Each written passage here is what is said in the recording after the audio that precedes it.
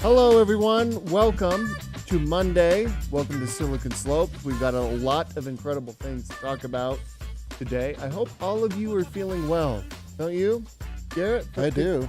Don't you wish people are feeling well? Yeah. So we got a few things we got to talk about. First, today's show is brought to you by Domo Palooza. Make sure you go to this thing. It is March 27th through March 29th at the Grand America Hotel. Go to domo.com/domopalooza for more information. That was not Domopalooza. That was Black Desert, another sponsor of ours. Check out Black Desert if you'd like. But today's show is brought to you by, well, I mean, it can be brought to you by both, actually. Black Desert and Domopalooza. How about that? There you go. Domo.com/domopalooza. Domo.com/domopalooza. Garrett, we have a guest. Why don't you introduce him? Welcome, Mr. Bob Worsley, founder and CEO of ZenniHome and former state senator from Arizona. How are you doing this fine morning? Great. Thank you, Garrett. Tell us a little bit. We're going to dive into a lot of your experience, in particular stuff that people have looked at for millions and millions of hours in the back of their seat cushion. But let's start with ZenniHome, because a quick gander at your website would indicate that you guys are onto some really cool and amazing things when it comes to housing.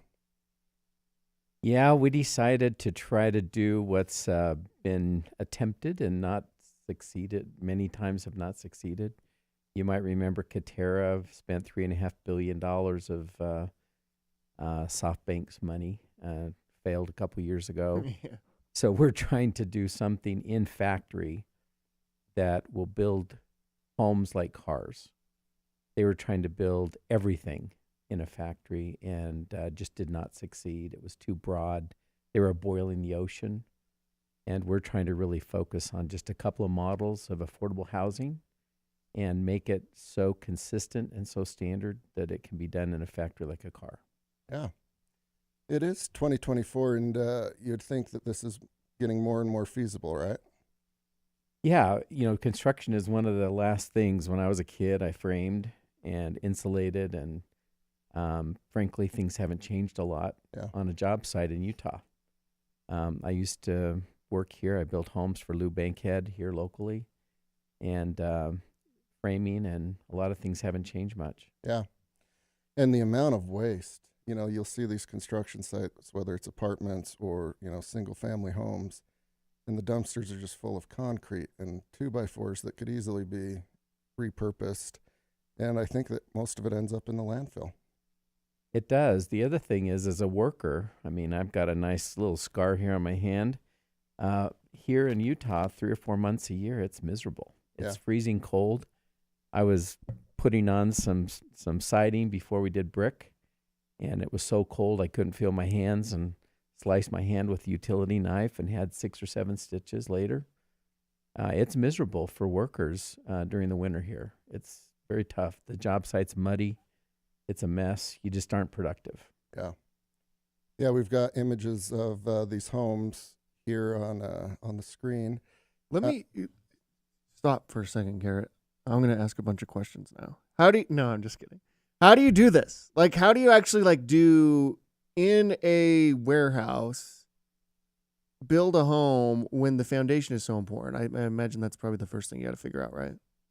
Yeah, because our homes only bear on 9 points, you could do piers, you could do a slab, you can do helical piers, just screw in the things 15 feet deep in the soil. And then we just bring everything out, and it bears on those 9 points. You bolt it down, and the house is attached permanently to the foundation. Did you know that, Garrett? Yeah. Well, I didn't know that. That's the beauty of building it this way. So it would involve cranes, right, at the end?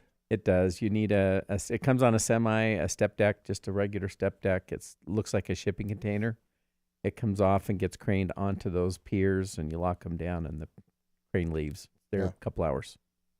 And a lot less waste, right? Because it's all precision and it's all been thought through, and the end result is quicker, faster, better. Yeah, we have a machine that we bought from Auckland, New Zealand, from a company called FrameCAD that makes 1.5 miles of light gauge steel studs, 2x6s, an hour, a mile and a half an hour. Wow. And it cuts every stud I used to have to measure, and this is 1 millimeter accuracy, and it also punches holes for plumbing, electrical, everything you need in the stud. We were doing all that stuff manually forever, and it's completely automated. It reads your plans, tells you where that stud goes, where that cripple goes under the window, where the top plate, the bottom plate is. It pre-screws it for you. So you just need a cordless drill, and a handful of screws, and you put the whole house together. I love it. And you could put these in spots that traditionally you couldn't build another dwelling, right? Yeah, we could take a spot as small as 16 feet by 40 feet and do a 2-bedroom home there. Nobody can do that. Yeah. We can also stack it 5 stories high because we build out of steel. So it's not wood, it's not flammable, and it's built to go up 5 stories over podium. And the podium is what is that? The concrete thing you see. Okay. When they're out there getting ready for a big building, they'll pour big columns, and then on top they'll cap it with a 16 to 24-inch podium slab that's got rebar in it, held up by the columns. And then the one in Mesa we're doing is 90 homes on top of a grocery store, on top of a podium, and there's 28 parking stalls with Tesla chargers, and it's the most dense home project in Arizona. We have 90 homes on a half acre. So think of 180 acres, and you'd never go over 75 feet tall. So it's really dense. Yeah. And I've lived in a shipping container for many, many months. It was actually quite nice. Yeah. Really? Don't just gloss over that. How'd you end up there? Fishing or what? It's like a 4-month bender, or what happened? I wish. These were modular housing by the Department of Defense over in. Oh. But they would go up amazingly quick. You were deployed. Yeah, and it was actually like the best you could ever have as far as living accommodations, because they are durable. Mm-hmm. They can go up quick. You don't have a lot of excuses. Like the engineers can really churn and burn, and it keeps the heat in and the heat out, and cold in, cold out, vice versa. But I always wondered, right? Like clearly this works. At some point, somebody's going to figure it out and monetize it. Yep. Pricing, because you need to kind of win the lottery to buy a home anywhere in America. How do you guys come in at a price point that can scale? Yeah, our one bedroom is $90,000. Our 2-bedroom is $125,000, and we think you could probably get into a starter home for half the price of a stick-built home. Yeah. So with land and everything, so it's incredible. Yeah, and move in a week. Why hasn't San Francisco called you and said, "Hey, come fix our California problem"? wants a bunch of these for sure, Clint. Really? Yeah. Is it harder in states like California to get the permits and things like that? It is. The great thing is that Arizona just passed a bill. I mean, Utah just passed a bill. Governor Cox will sign it this next week. To allow us to have a statewide program for the first time, like California and Arizona. 43 states have a statewide program. So you just go get approved by the state, and then they'll let you put it in any city. So California is one of those states where you can go do the brain damage once.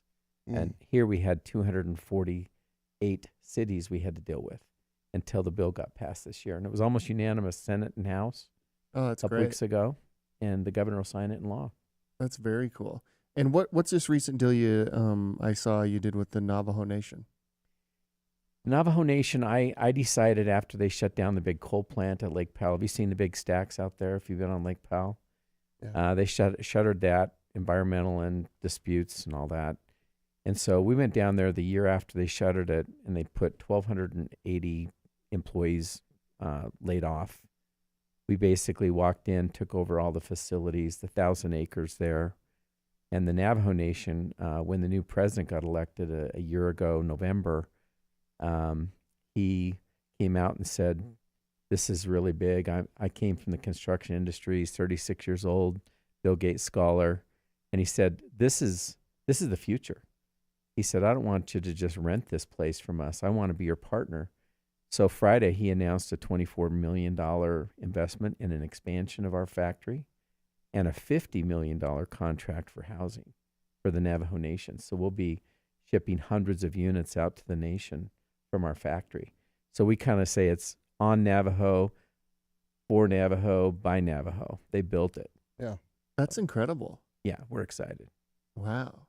What's he like? What's the new president like? He's amazing. He's amazing. We got to get him in here. You do. Yeah. Boo Nygren, he was just up here meeting with the president of the Mormon Church 2 weeks ago. He's a really fascinating guy. He and his wife, Jasmine, and they've got 2 little kids. And he's a hot shot. He's PhD, USC, very, very smart, and wants to move the nation forward in a big way. So he committed to 1,000 homes while he's president. Before he was president, they had built 17 homes in 10 years. And he's going to do 1,000 homes in 4 years. Wow. He just did the first water settlement with the U.S. government, the largest water settlement last week. He wants to start working on all their roads, getting them repaved and up to standard. He's a mover and shaker for sure. That's incredible. Yeah, he's a great guy. Which is what you need, right? We do. Very much Sometimes so. we need some of these older guys to move aside, right? Let the younger guys come in with the energy and Yeah. make it happen. Yeah. So you've got a lot of different experience as well. I might be misphrasing here, but this was your last big startup. It feel is. like I read that somewhere. But you've got a really cool background. Tell us a little bit about that, and ultimately, like, what did you learn in all the previous iterations that you're applying to ZenniHome? Well, I started here at BYU, went down to Phoenix from Provo to work for Price Waterhouse. Practiced accounting, CPA for 9 years, took companies public. And I just had this itch to get on the other side of the desk. Instead of being the auditor, I wanted to be the company that was being audited. And so I started SkyMall when I was 35 and got funding, got funded by some great angel guys from here and from Chicago. Took the company public, became a $500 million market cap in 1998, 450 people. We were on 96% of all the airline flights for 25 years. Yeah, that's incredible. We Yeah. controlled the whole That's market. an iconic company.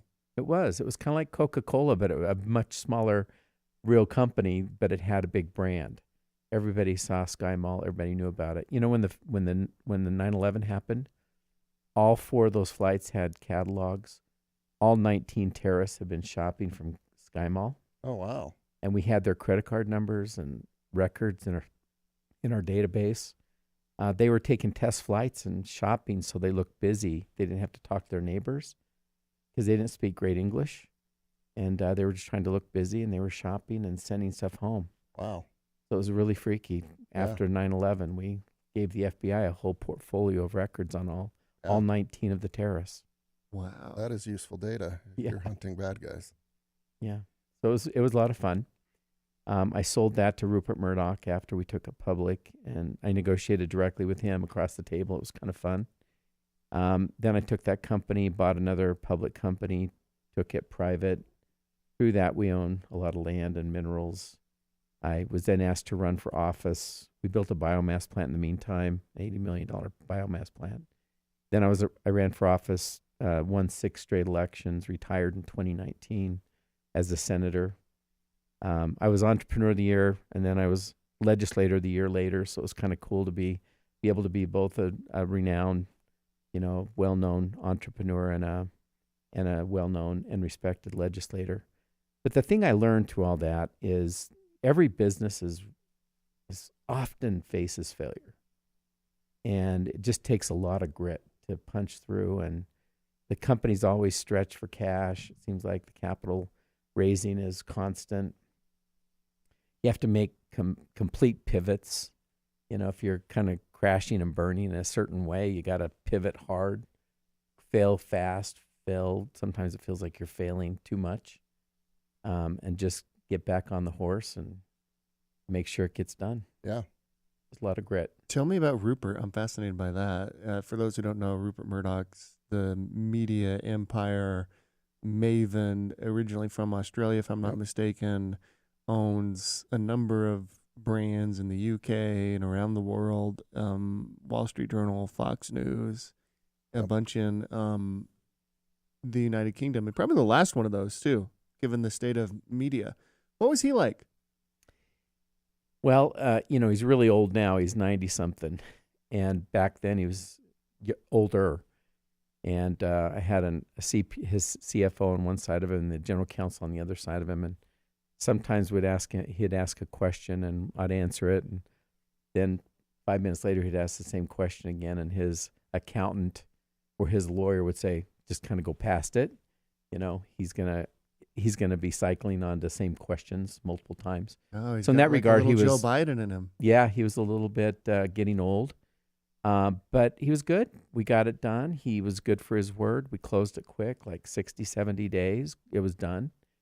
And then it was interesting to work for him. And What was his interest in it? Was it just like another media property? Clint, that's a great question. Back in 1998, 99, he and Malone and a couple of the guys, they bought all the media, all the cable companies. And there was about 5 guys that controlled all cable news, all cable companies. And then he bought TV Guide because the TV Guide had the way to navigate onto every station.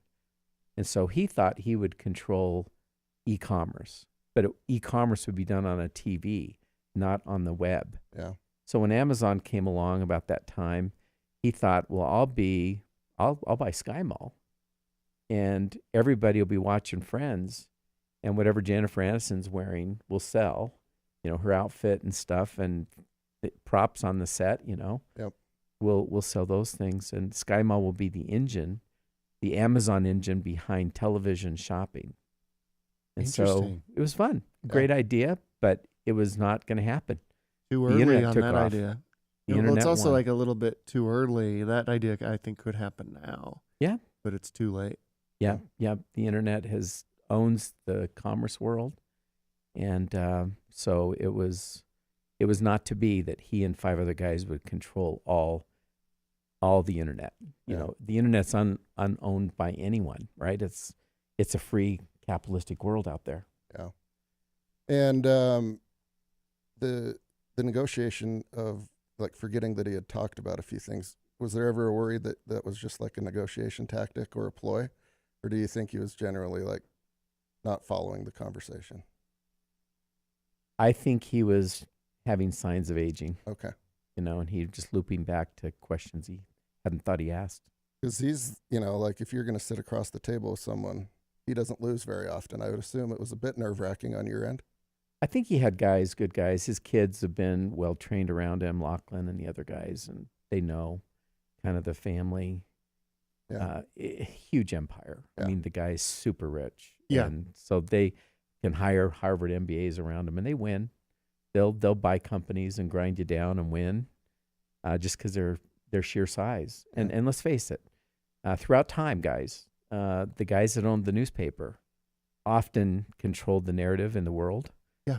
And these guys have controlled Wall Street Journal, Fox. Look at the power of Fox News today, guys. Fox News, New York Post. Yeah, New York Post. Don't they own the biggest The paper Mirror? the biggest paper in the UK? I think it's the Mirror. I think maybe. he owns everything. Actually. A lot.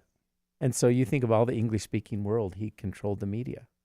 That's a big. It's That's actually like so crazy. that's like Hearst. Yeah. You mentioned your time in the legislature and your time as an entrepreneur. There's always, the entrepreneurs that campaign on, I'm really good at business and I'm going to apply those principles to politics. It seems like it's easier said than done, but what crossover was there in those two lives? It's really tough. I think today it's almost impossible. I tried to get some strategic planning going on in Arizona because it's weird. You go into your session and all of you show up and there's no plan. What are we going to do this session? So the lobbyists bring you bills. The industry brings bills to this Capitol. It's not like there's a plan by the governor and a plan by the legislature. The governor tries, but generally the legislature shows up and just runs everybody else's bills. So if you're in the billboard industry, you're going to have a billboard company come to you, a home industry, the housing industry is going to come to you. League of Cities and Towns will come to you with some things they want. And you basically run other people's bills. I was very disappointed that it wasn't driven by the lawmakers, and it just never happened. In fact, I was told by Andy Biggs, who's in Congress, he's one of the Freedom Caucus crazy guys. Oh, yeah. Yeah. He was the Senate president when I served, and he said, I said, we need a plan. Let's put a plan for Arizona for the next 100 years. What are we going to be? We're not citrus and cattle and cotton anymore, you know. We got to be something else, high tech, you know, Silicon Slopes. Yeah. And let's plan this. Let's do some planning. And he said, I've studied every government in the history of the world, and any government that tries to plan is communistic, you know, and the government should not be planning our lives. That's cool. So he was like totally John Birching. What an answer. John Birching me all the way. And he's still that way. Today, he doesn't think government has any job planning. Just let it happen. Let business plan, let private sector plan, but don't let government plan. Yeah. So if you like planning, like even just your like family budget, let alone the next 5 years of growth or whatever it is, it's going to be frustrating, it sounds like. Yeah. Yeah, government was very frustrating. I handled it for 6 years, 3 terms, and I said, I'm out. Yeah. And I'm having fun again. There you go. But you learned a lot during that time. You've sat on both sides of the desk. What lessons do you now apply in reverse as an entrepreneur? Well, it's helped me a lot with the politics of the state of Arizona and the state of Utah. I mean, this bill was the easiest bill ever to pass. I went and met with the governor's team. I met with the speaker. I met with the House president and the Senate president. And, you know, I said, it's hard to do business in Utah. I mean, think of this. These are all business guys. It's hard to do business in Utah. They go, what? I said, yeah, I have to deal with 248 cities. Do you know that you're one of 7 states that don't have this? Every other state has a place where I can go work with one person. And he said, we're going to change that. And I mean, boom, almost unanimous, went through, no issues. We had one hearing. It was no big deal.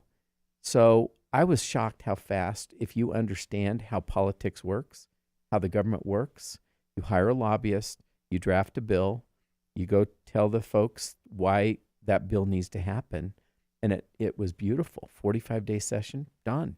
Governor will sign it. So that was helpful. I never knew how to do that before I served. So there's that. And then I think working with President Nygren at the Navajo Nation, there was an election a year after we got the buildings. And so you understand the transfer of power. You got to go to the new guy and make it his. So he came out to the plant 3 months after he was inaugurated. He bought in, spent 4 hours with me. He's throwing money at us now. $24 million for this, $50 million for this. We've got $250 million we've identified that's ARPA money that will expire in September of this year that can come to us to build homes. $250 million. I couldn't have figured that out without political experience. Oh. And for Utah in particular, there's a bit of a housing crunch. It probably is in Arizona as well. How does this solve that? There's about 6.5 million homes short in America. You've had inflation that's 300% in homes since the year 2000. You've got interest rates that have doubled. And there's no way that our current construction industry, which is lacking workers, we stopped immigration. Guess what? Guess who are building your house? The immigrants. Mm-hmm. You stop them from coming, it's going to make it harder and more expensive to build homes and buildings in the future. And so everything's lined up for us to be solving the housing shortage, money that's available for affordable housing, and factory-built housing. If you learn the lessons of what Katerra and others did wrong, it's like an alignment of all the stars to make this thing really work. And to be basically funded for 2 years with grant money. Mm-hmm. You know, Yeah, that's who kind gets of a chance to incredible. be funded? Who gets a chance to get $250 million of federal funding before it expires? Yeah. It's a good place to start. It's a good place to start. Most companies don't get that No. head start. Love it. Where is the factory? Where do you guys operate out of? Page, Arizona. Do you know, right at Lake Powell? Oh, yeah. We're just up the road from Antelope Marina for those of you that have big houseboats. Wowweep is the small It's not us. houseboats. Not us. We don't even have the small ones. If you land at the airport there, we're 5 minutes from the airport where our factory is. It's really beautiful, and we have 135 Navajos working for us now, 300 more wanting to work for us that have applied and are waiting for us to call them. Wow. So it's great. Here in Salt Lake and down in Phoenix, full employment. You can't get workers. Yeah. In Page, we have them standing in line to come to work for us. So it's great. So these are good things stacked up as an entrepreneur, right? Funding, a workforce, a little bit refreshing, right? Like you don't have to have where's the capital coming from? Where are the workers coming from? You kind of got that dialed in. Yeah, the only thing we're doing is we're trying to finish our Series A. We're trying to raise $25 million. It's been this year, I think 2023 was one of the worst venture capital years in 15 years. And it was brutal. I mean, we went out, we did a crowdfunding, raised $3 million on WeFunder, which is remarkable, 2,000 shareholders from there. It shows the interest in the space, quite easily raising the $3 million. But to actually go knock on the doors of the big venture capital firms, they've been, since Silicon Valley Bank failed, and then Republic Bank failed, I think all the venture firms were kind of hunkered down to see how bad is this bank thing going to be. So we didn't have a great year with the venture group, but we've been able to raise about $12 million with other means, angels, high net worth investors, family offices. And we're still waiting for the venture guys to wake up and say, hey, we're going to invest in deep tech. Mm-hmm. You know, we're not high tech. We're not SaaS. I know Silicon Slopes is all about tech, right? But there's such a thing as deep tech. Eventually, you have to build something, guys. Yeah. You have to build houses. You have to build cars. You have to build appliances. We can't just all do software, right, and make billions. That's Amen. right.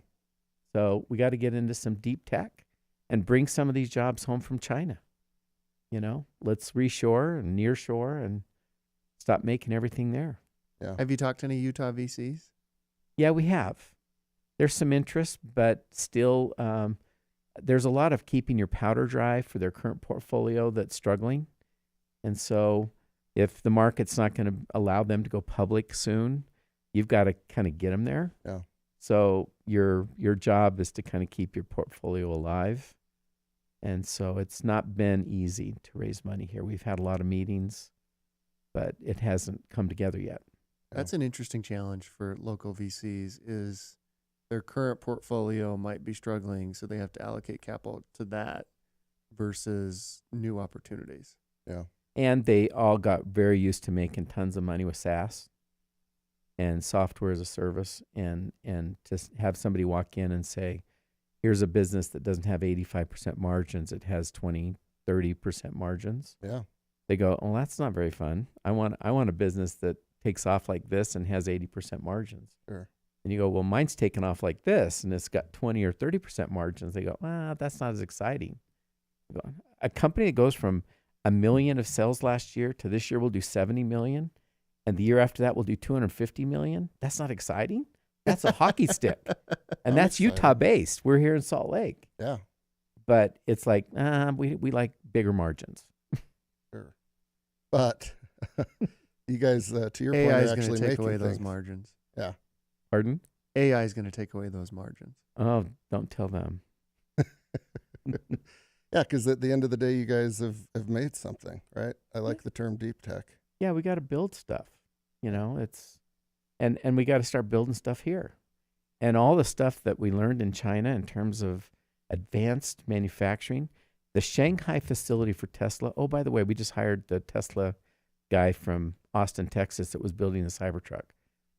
He came and joined us last Monday. Oh, wow. So we hired the Tesla guy running the Austin Gigafactory. He's running our company now as a chief operating officer. And eventually, the Shanghai facility, for example, builds a Model Y every 30 seconds. And we can't build 5 homes a day in a factory. So we're going to build a house every 30 minutes. How's that? Yes. I mean, that's 25, 30 homes a day. And that's not hard to do.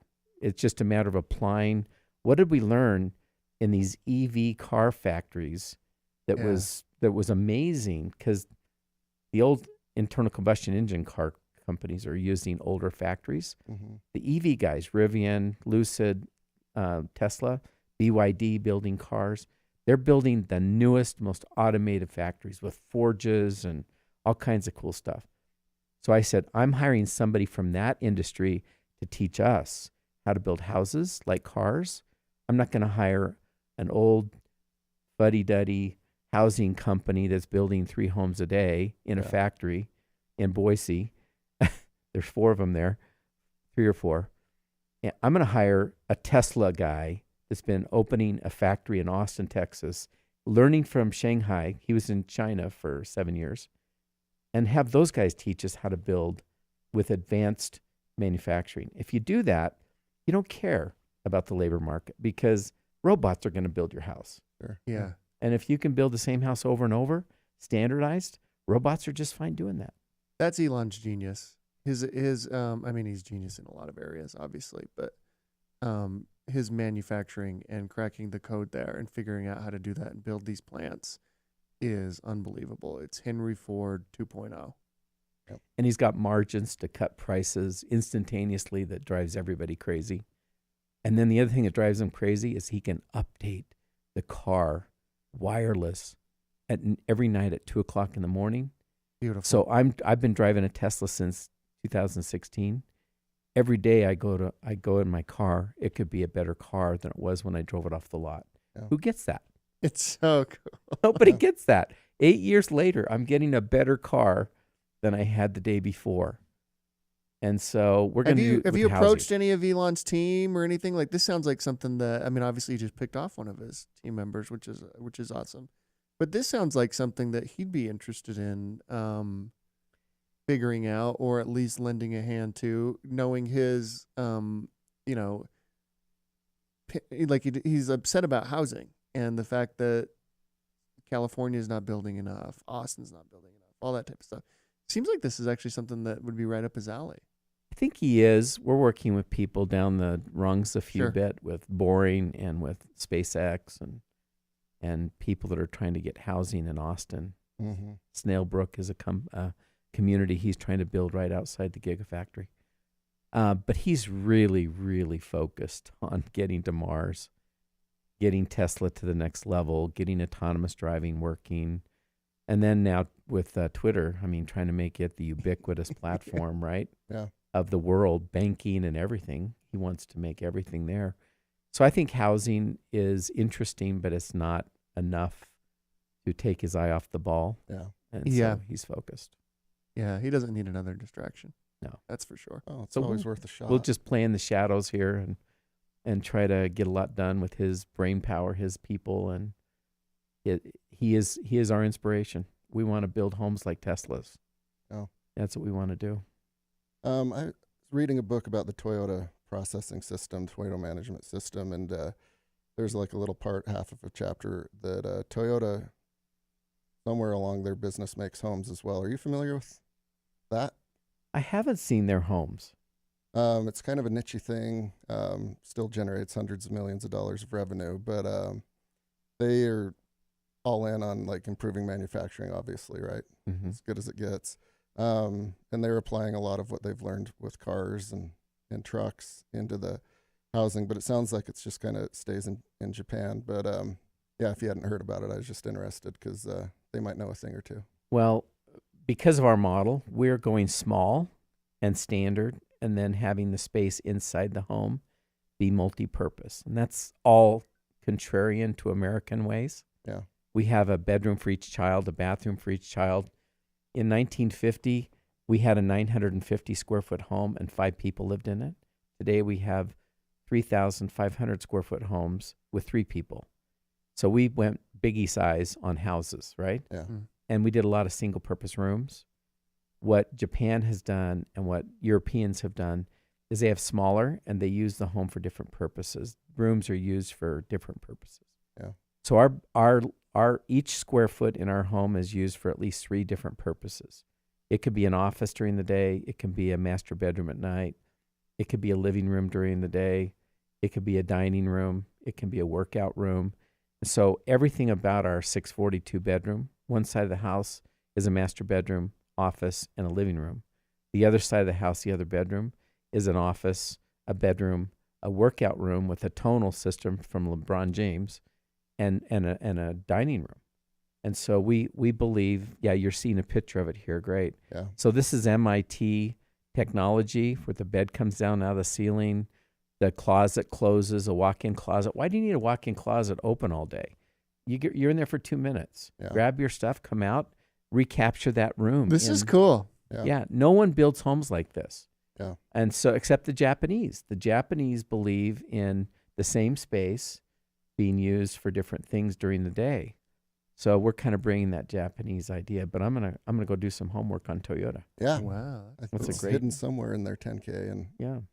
yeah, I live in a house built in 1955, and it's small. It's about as big as this studio. My wife hates it with an undying passion because, One's big. yes, and you go with these sailing/wartime naval battles, right? You'll see the captain's chamber be switched immediately into the medevac place or the MASH, right? Like those folks on those ships, those old man of wars, they utilized the space for 5 different things. And I remember showing her a video of that. I'm like, look, this was the captain's quarters. Now it's where they're going to treat all the wounded, and there's chickens over there. It's also the kitchen. And she's like, I don't give a damn about that. Yeah, I can't imagine that went well. But it's not dissimilar. Nice try. Yeah. But now I'll show her y'all's website and be like, this is perfectly reasonable now, isn't it? Yeah, and this home is not going to be for everyone, unfortunately. My wife is the same way. She wants the bigger American spaces.